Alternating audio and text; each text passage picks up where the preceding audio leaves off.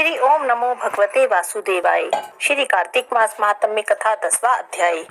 राजा पृथु बोले, हे ऋषि श्रेष्ठ नारद जी, आपको प्रणाम है। कृपा कर अब यह बताने की कृपा कीजिए कि जब भगवान शंकर ने अपने मस्तक के तेज को क्षीर सागर में डाला तब उस समय क्या हुआ। नारद जी बोले, हे राजन, जब भगवान शंकर ने अपना वह तेज क्षीर सागर में डाल दिया उस समय वह शीघ्र ही बालक होकर सागर के संगम पर बैठकर संसार को भय देने वाला रुदन करने लगा। उसके रुदन से संपूर्ण जगत व्याकुल हो गया, लोकपाल भी व्याकुल हो गए, चराचर चलायमान हो गए। शंकर सुवन के रुदन से संपूर्ण ब्रह्मांड व्याकुल हो गया।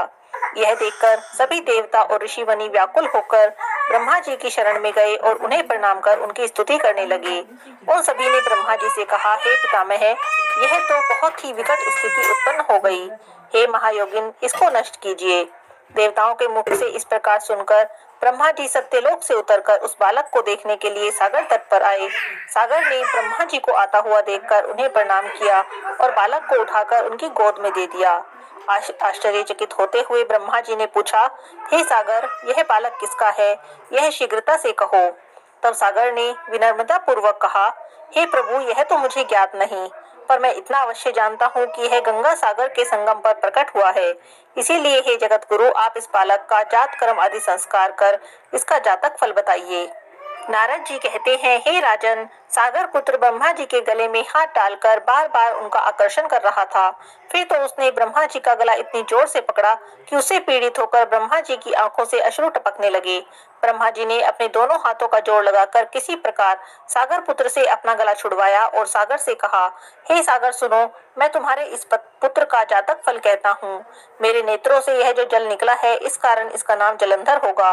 उत्पन्न होते ही यह तरुण अवस्था को प्राप्त हो गया, इसीलिए यह सब शास्त्रों का पारगामी, महापराक्रमी, महावीर, बलशाली, महायोद्धा और रण में विजय प्राप्त करने वाला होगा। हे सागर, यह बालक सभी दैत्यों का अधिपति होगा। यह किसी से भी पराजित न होने वाला तथा भगवान विष्णु को भी जीतने वाला होगा। भगवान शंकर को छोड़कर यह सबसे अवध्य होगा। जहाँ से इसकी उत्पत्ति हुई है यह वहीं जाएगा। इसकी पत्नी बड़ी प्रतिव्रता, सौभाग्यशालिनी, सर्वांग सुंदरी, परम मनोहर, मधुर वाणी बोलने वाली और शीलवान होगी।